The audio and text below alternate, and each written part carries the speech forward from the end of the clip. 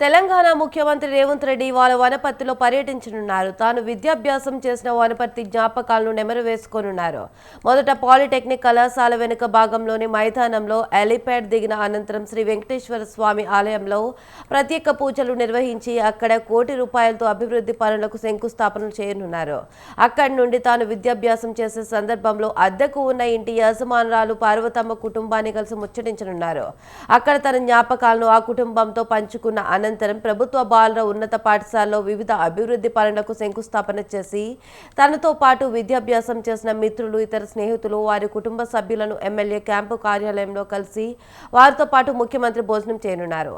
అనంతరం పాలిటెక్నిక్ కళాశాలలో ఏర్పాటు చేసిన బహిరంగ సమావేశంలో పాల్గొని హైదరాబాద్కు బయలుదేరనున్నారు.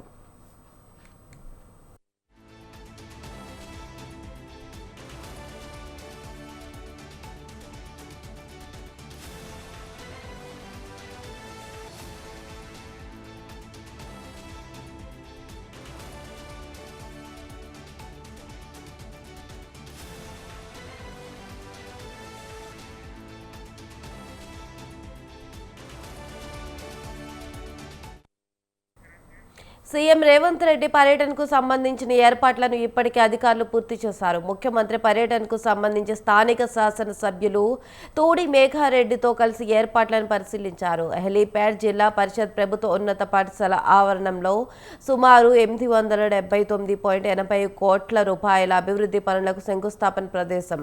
ప్రభుత్వం అధికారికంగా నిర్వహించనున్న ప్రజాపాలన ప్రగతి బాట సభాస్థలి ఏర్పాట్లను ఎమ్మెల్యే కలెక్టర్ పర్యవేక్షించారు.